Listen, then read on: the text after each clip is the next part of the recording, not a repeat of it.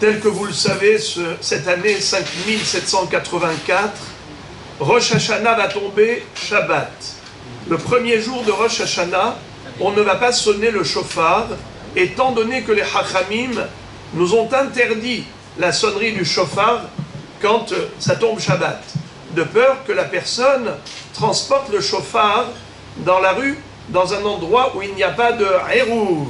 Et c'est une avéra très grave. C'est la melacha de Hotsa'a.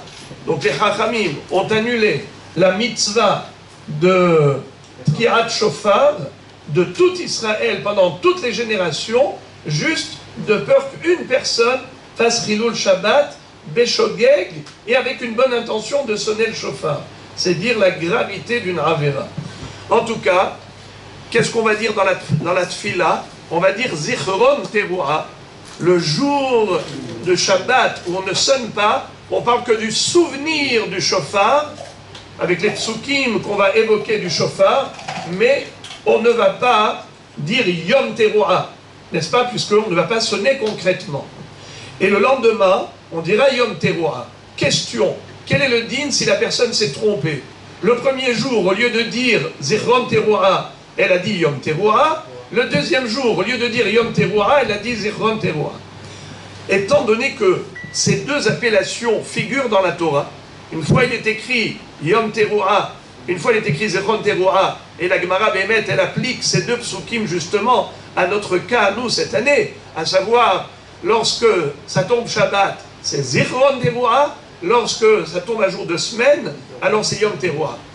Mais si la personne a interverti, elle s'est trompée, le Rav Ovadia Yosef Zatzal donne trois raisons pour dire que même si, au lieu de Zichron Teruah, elle a dit Yom Teruah, elle est tout de même quitte. Et ce pour trois raisons. Pourquoi?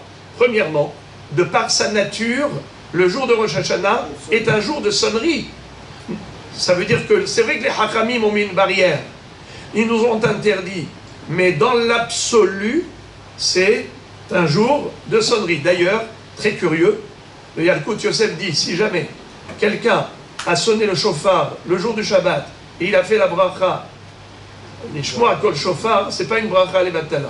Parce qu'après tout, Minatora, il a accompli la mitzvah du shofar. Car la Torah n'a pas distingué entre Rosh Hashanah qui tombe Shabbat ou pas. C'est que les Chachamim.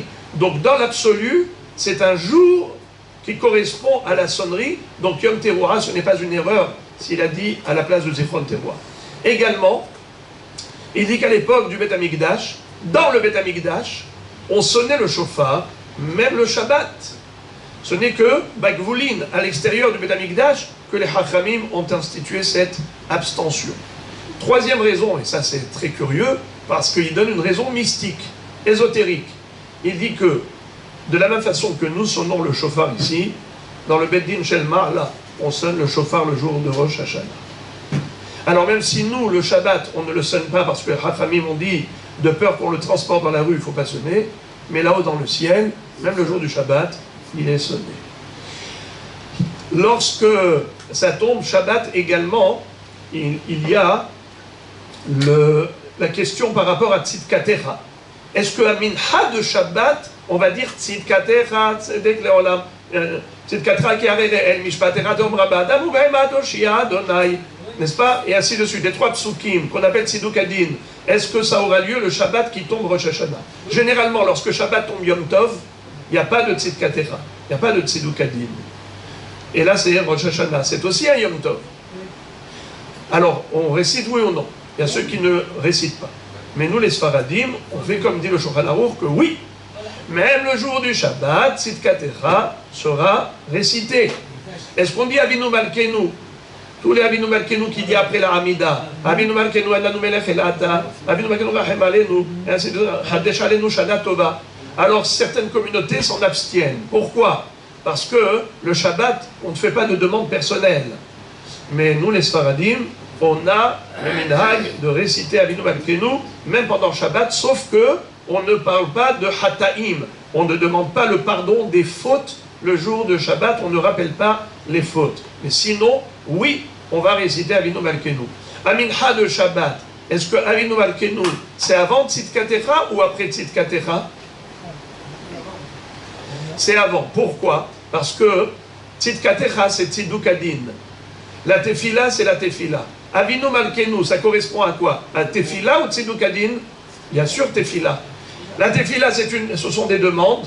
Avinu Malkenu, ce sont des demandes. Donc on juxtapose la Avinu Malkenu, qui est tefila, à la Hamida elle-même, qui est une tefila.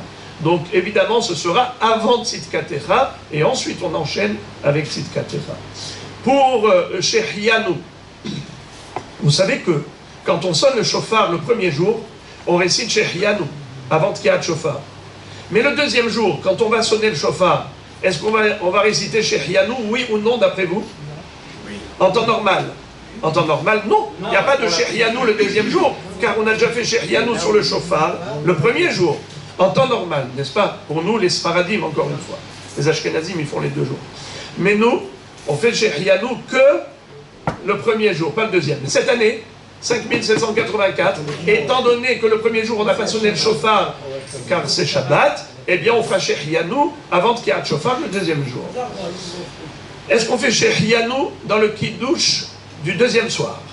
Eh bien, on avait dit que oui, mais étant donné qu'il y a une marloquette, il y a ceux qui pensent que non, puisque les 48 heures de Rosh Hashanah, c'est considéré Kedusha Ahad. C'est pas comme les 2 jours de Yom Tov dans la diaspora, où on fait Shehianu les 2 soirs, étant donné que c'est Shte Kedushot, mais Rosh Hashanah, c'est Kedusha Ahad.